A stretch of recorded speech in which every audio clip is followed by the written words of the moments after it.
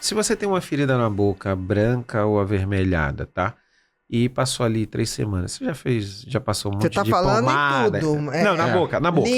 Língua, Língua, exatamente, tudo. Aqui, tudo. assim. E que é uma coisa que a gente fala assim, câncer de boca, qual é o absurdo pra gente? O absurdo. Afta não. Abre boca. Então, Também você tem uma afta. tá dentro Tu já da boca. começou a... fecha. Não vamos falar sobre marca, mas você passou aquela pomadinha que todo mundo passa. Que todo mundo passa. Deu 3 semanas e não melhorou, vai no cabeça Tem alguma pescoço. coisa. Por quê? Porque você faz uma biópsia ali e tira... Porque assim, as leucoplasias, que são as lesões brancas, elas têm 30% de chance de malignidade. Exatamente. E as eritroplasias, que são as vermelhas, vão para 70%.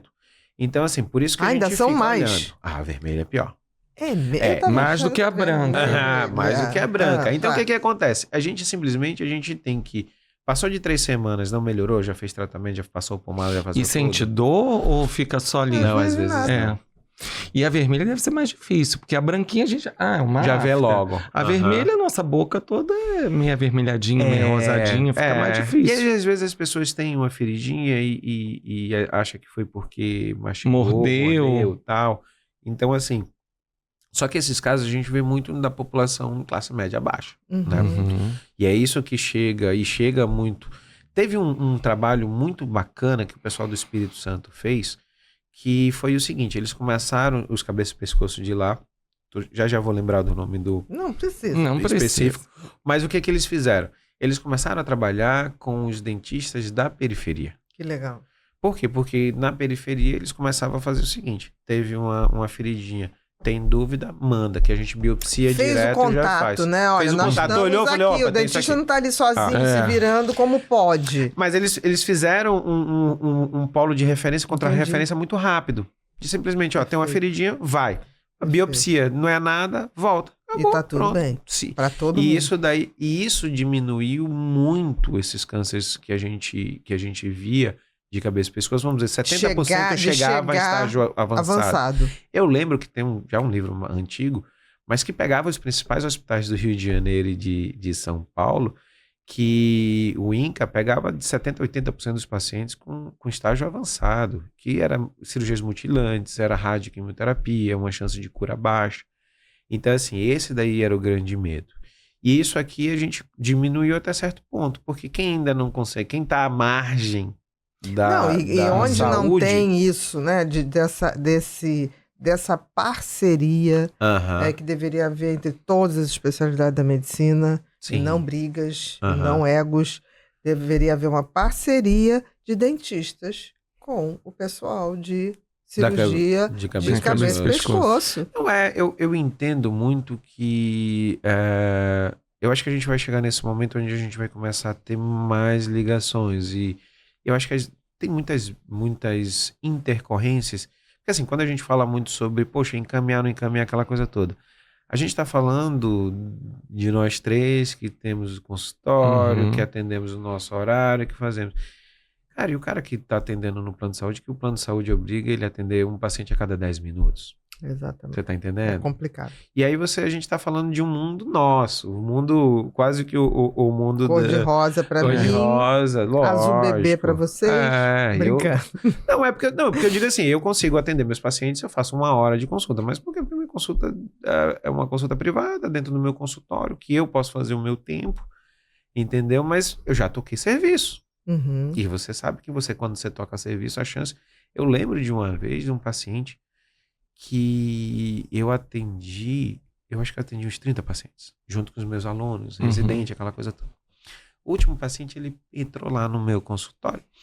Lá do serviço público. Do serviço público. A gente atendia com serviço público. Atendia de 20. De 20 e 30. Tarde. Eu começava 10 da tarde. Eu atendia de 10 da manhã. 2 da tarde e 6 horas da tarde, os funcionários, doutor, não vai embora. Eu falei, você quer que eu faça o que com esse pessoal? Não, e o pior é que eu vou atender. O pessoal abre a porta e fala assim, doutor, tô com os exames todo pronto pra cirurgia, o senhor pode me encaixar? E você vai falar pra ele, não. Né? Exatamente. E aí eu lembro muito que assim, chegou um paciente que tinha um resultado de um ultrassom com um nódulo que era fora da tireoide, mais aqui para baixo, aquela coisa toda. E 30 pacientes, cansado e tudo. Aí eu comecei a fazer o que qualquer médico faz. O que foi? Cara, pede tomografia, pede isso, pede aquilo e tal. E aí, pedi tudo e a gente saiu, eu Para ganhar meus residentes e meus alunos, na sexta-feira, que era o pior dia que a gente passava o dia todo lá, eu comecei a pagar o almoço. Você sabe que a gente pegou pela barriga... Melhora o humor, melhora a produtividade. E aí a gente sentou para almoçar. Sabe aquela hora que você relaxa, tá todo mundo conversando. Eu olhei e falei assim... Aquilo era um tumor de paratireoide. Aí falei pros meninos, falei assim... Pega o nome do paciente, pede uma cintilografia e pede a dosagem de PTH. Só isso. E a tomografia, eu falei assim, não precisa nada não. Você entende que quando você tá cansado, a gente tá falando sobre o mar de rosas que a gente vive hoje. Que a gente tem tempo até de fazer podcast. Mas quando você tá tocando ali... Então eu entendo que tá todo mundo olhando muito pro seu e às vezes a gente precisa de algumas mudanças. E eu posso falar uma coisa que eu vi que eu achei maravilhosa. Quando eu tava lá no Canadá, tem um hospital chamado Princess Margaret, que era um hospital só oncológico. E aí eu chego para fazer o ambulatório, acho que tinha umas 15 pessoas. Como é que era o jogo lá? Tinha um preceptor, era assim, o ambulatório era de cabeça e pescoço. Tinham 8 salas só para atender cabeça e pescoço. Aí tinha o staff e os residentes da radioterapia, os staffs residentes da quimioterapia, os staffs residentes da cabeça e pescoço. A gente atendia o paciente, aí eu atendia o paciente, tá tudo bem, tá, pegava a história, coletava, via. Aí juntava todo mundo. Chefe, passa seu caso. Paciente assim, assim, assim, assado. Aí aí os staffs, o que vocês acham? O que a gente vai... Não, pô, é melhor fazer cirurgia, depois faz radioquímica e tal. Só que na hora você abria o livro e falava assim, a cirurgia vai ser dia tal, a radioterapia é dia tal e a quimioterapia é dia tal. E eu ficava pensando, falando assim, como é que é aquilo? Você atende o paciente, aí manda para atender daqui a uns 2, 3 semanas para a radioterapia. Para depois ela dizer que tem que ir para quimioterapia daqui a 2, 3 semanas. Para daqui, quem sabe, uns 2 meses. Não, para ter a tomografia pode levar 1 ano. Então assim, o que eu vi? Às vezes falta, na realidade, na gestão, e aí eu também não vou falar mal da gestão, porque o gestor está pagando, ele tá pagando incêndio. Nós estamos falando geral. Mas você entendeu que assim, mudar não custava R$1. Era chegar para todo mundo da radioterapia, da quimioterapia, da cabeça e pescoço e falar assim, pessoal, é o seguinte, ó, dia de sexta de manhã é um ambulatório de vocês, beleza? Todo mundo junto? Todo mundo junto. Acabou. Entendeu? Então, assim, a gente vê, lógico, eu acho que é interessante sempre que a gente sai, a gente vê as coisas lá fora e você traz. Isso é bacana. E eu falo muito com os meus alunos, eles ficam rindo para mim, falam assim, quando você terminar a faculdade aqui, faça uma residência lá fora. Ah, professor, aqui não é bom? Eu falei, não é bom, ruim. Veja alguma coisa diferente. Agora veja e traga. Volte. Porque quando você volta, é o momento que você muda o seu mundo. Então esse é o pensamento. Vai ver, volta e aí a gente organiza. Vai transformando aos poucos. Exatamente. Entenderam? Não, mas isso é verdade. Assim, eu acho que a gente falha muito, não quando você tem plano de saúde, graças a Deus, assim, que é raro. Tá cada vez vai ficar mais raro, porque estão ficando cada vez mais caros. Mais caros. E que cubra tudo. Eu acho que, se não tiver, eu já vi gente levar 9 meses para marcar uma tomografia. Aí no dia a máquina estava com defeito, remarca. E levar mais 8 meses. Então, assim, quando a imagem chega, você não tem mais o que fazer. Teve um momento da minha vida, eu sempre gostei muito da docência, de estar com residente e aquela coisa toda. Só que teve um momento que a minha esposa me chamou a atenção. Que ela falou assim, Jefferson, toda quinta-feira você está extremamente ansioso, nervoso, chateado. Por quê? Porque sexta-feira era o dia que eu entrava no hospital, porque eu ia viver aquilo. Mas o que me dava de dificuldade? Chegava no dia da cirurgia do paciente, às vezes o paciente estava ali 1 mês na fila. E aí, eu lembro uma vez, tinha um paciente com câncer de tireoide, com metástase no pescoço, metástase dentro do tórax, mediastino. Aí a gente tinha que abrir o mediastino dele. E não tinha o danado do Clexane, que hoje em dia todo mundo tava com a Clexane por causa do anticoagulante. Do anticoagulante. E eu falei assim, olha, só uma cirurgia de 4 a 6 horas, não posso fazer se não tiver o anticoagulante. Suspende a cirurgia. Não é desumano? Total. E aí, para remarcar isso... Aí o exame já passou da validade, aí tem que fazer outro risco. E aí o que acontece? E eu lembro muito bem que o Dr. Freeman lá no Canadá, ele falou assim, ele já tinha vindo aqui no Brasil, ele falou assim, Jefferson, eu vou falar uma coisa pra você que eu não entendo do brasileiro. Eu falei, o quê? Vocês se vangloriam de que vocês dão jeito pra tudo. Só que aqui é o seguinte, aqui é tudo público. Não tem jeito.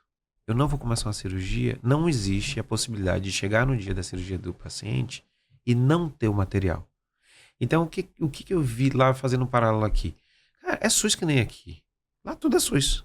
Só que o que acontecia? Você vai ter fila para radioterapia? Vai. Você vai ter fila para quimioterapia? Vai. Tem a possibilidade de chegar no dia e não ter o quimioterapia? Não. Não, exatamente. Não tem. Entendeu? Então, assim, aí a gente vê sobre políticas públicas, sobre várias coisas que a gente pode falar. E o sistema vamos dizer, o sistema de saúde lá, eu pegava no computador os exames que ele fez, que o paciente fez lá no médico da família. Uhum. Então não tem esse negócio que fez uma tomografia no hospital e tem que fazer outra tomografia que vai Não, a gente pega lá o númerozinho do que seria o CPF deles, e aí a gente, Carteira Nacional de Saúde, a gente pega todos os exames do paciente. Então assim, quanto a diminuição de custo? Enorme. De exames. Não, ainda tem uma coisa, às vezes você quer ajudar, eu já fiz várias vezes para funcionários, não tinha o exame, a tomografia, o SPECT, aí você paga, aí o médico lá chega, não posso aceitar porque tem que ser aqui de dentro. Você pagou por uma máquina muito melhor.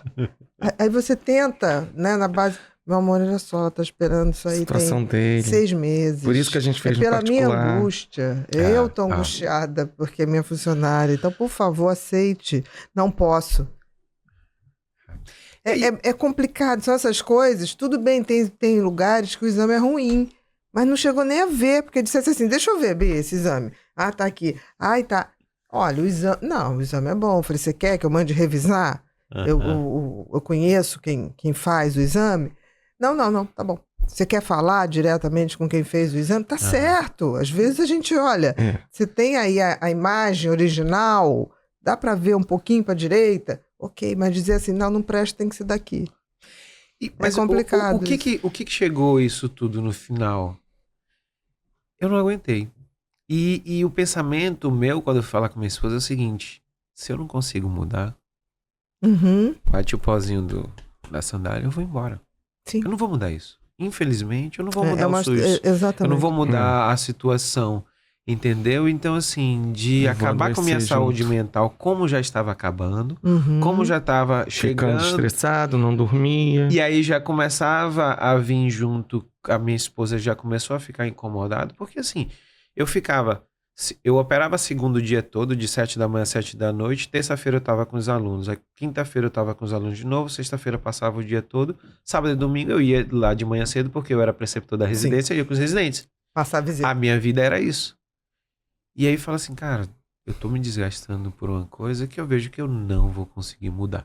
Então assim, é triste dizer para os pacientes, eu sei que quem sofreu mais foram os pacientes, mas eu vou dizer, eu não tenho mais saúde mental para estar nesse espaço. E aí entre eles e você, aprendi a dizer não. Não. Entendi, perfeitamente. O que a gente fica assim é que os bons médicos chegam uma hora que eles saem do combate, porque senão eles acabam. Adoecem. Né? Adoecem, exatamente. A gente adoece, sim.